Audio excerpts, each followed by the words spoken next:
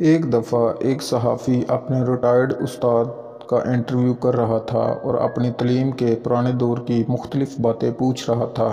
اس interview کے دوران نوجوان صحافی نے اپنے استاد سے پوچھا، سر، ایک دفعہ آپ نے اپنے لیکچر کے دوران کانٹیکٹ اور کنیکشن کے الفاظ پر بحث کرتے ہوئے ان دو الفاظ کا فرق سمجھایا تھا۔ اس وقت بھی میں کنفیوز تھا اور اب چونکہ بہت عرصہ ہو گیا ہے مجھے وہ فرق یاد نہیں رہا۔ آپ آج مجھے ان دو الفاظ کا مطلب سمجھا دیں تاکہ مجھے اور میرے چینل کے ناظرین کو آگاہی ہو سکے۔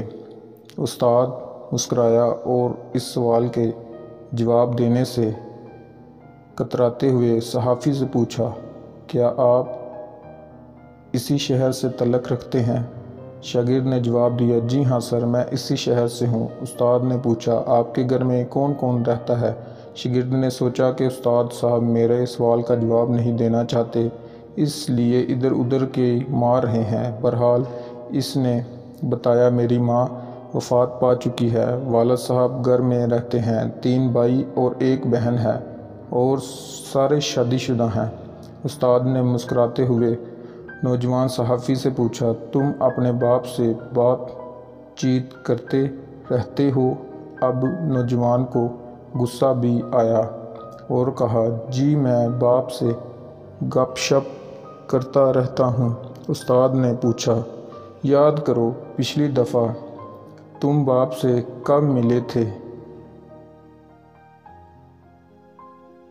اب نوجوان نے غصے کا گھونٹ پیتے ہوئے کہا، شاید 1 ماہ ہو گیا ہے جب میں ابو کو ملا تھا۔ استاد نے کہا، تم اپنے بہن بھائیوں سے تو اکثر ملتے رہتے ہوگے، بتاؤ پچھلی دفعہ تم سب اکٹھے کب ہوئے تھے اور گپ شپ حال حوال پوچھا تھا؟ اب تو صحافی صاحب کے ماتھے پر پسینہ آ گیا اور لینے کے دینے پڑ گئے۔ وہ سوچنے لگا، میں تو استاد کا انٹرویو لینے چلا تھا مگر الٹا استاد میرا انٹرویو لینے لگ گئے ہیں۔ اس نے ایک آہ بھر کر لمبا سانس لیتے ہوئے بتایا کہ شاید 2 سال ہو گئے جب ہم بہن بھائی اکٹھے ہوئے تھے۔ استاد نے ایک اور سوال داغا، تم لوگ کتنے دن اکٹھے رہے تھے؟ نوجوان نے ماتھے سے پسینہ پوچھتے ہوئے جواب دیا، ہم لوگ 3 دن اکٹھے رہے تھے۔ استاد نے پوچھا، تم اپنے والد کے پاس بیٹھ کر کتنا وقت گزارتے ہو؟ اب تو نوجوان صحافی بہت پریشان ہو گیا اور نیچے میز پر رکھے کاغذ پر کچھ لکھنے لگا۔ استاد نے پوچھا، کبھی تم نے باپ کے ساتھ ناشتہ، لنچ یا ڈنر بھی کیا ہے؟ کبھی آپ نے ابو سے پوچھا وہ کیسے ہیں؟ کبھی تم نے باپ سے دریافت کیا کہ تمہاری ماں کے مرنے کے بعد اس کے دن کیسے گزر رہے ہیں؟ اب تو انٹرویو کرنے والے صحافی کی آنکھوں سے ٹپ ٹپ آنسو برسنے لگے۔ استاد نے صحافی کا ہاتھ پکڑا اور کہا کہ بھائی، پریشان، شرمندہ، مایوس یا اداس ہونے کی ضرورت نہیں۔ مجھے افسوس ہے کہ میں نے بے خبری میں تمہیں ہرٹ کیا اور دکھ پہنچایا، لیکن میں کیا کرتا، مجھے آپ کے سوال کانٹیکٹ اور کنیکشن کا جواب دینا تھا۔ اب سنو،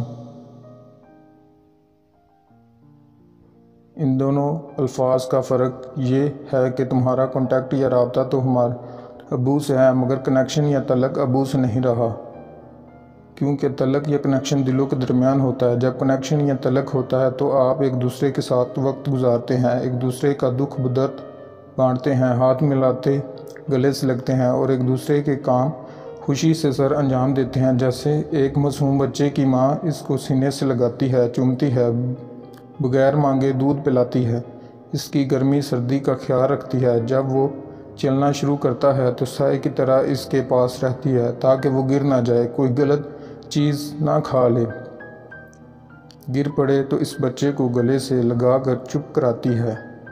تو میرے پیارے شاگرد، آپ کے ماں باپ اور بہن بھائیوں کے ساتھ صرف کانٹیکٹ یا رابطہ ہے مگر آپ کے درمیان کنیکشن یا تعلق نہیں ہے۔ نوجوان صحافی نے اپنے آنسو رومال سے صاف کیے اور استاد کا شکریہ ادا کرتے ہوئے کہا، سر، آپ نے مجھے آج ایک بہت بڑا سبق پڑھا دیا جو زندگی بھر نہیں بھولے گا۔ آج ہمارے معاشرے کا یہی حال ہے، ہمارے آپس میں بڑے رابطے ہیں مگر کنیکشن بالکل نہیں۔ آج فیس بک پر ہمارے 5000 فرینڈ ہیں مگر حقیقی زندگی میں ایک بھی نہیں۔ آج ہم صبح سویرے سینکڑوں دوستوں کو گڈ مارننگ کہہ کر بغیر خوشبو کے پھول بیچتے ہیں۔ حقیقی زندگی میں ایک پھول کی پتی بھی نہیں ملتی۔ آج ہم لوگ اپنے کاموں میں مصروف ہیں اور کاغذ کی خوشبو سے اپنے دل کو بہلاتے ہیں۔ تھینک یو گائز، ملتے ہیں نیکسٹ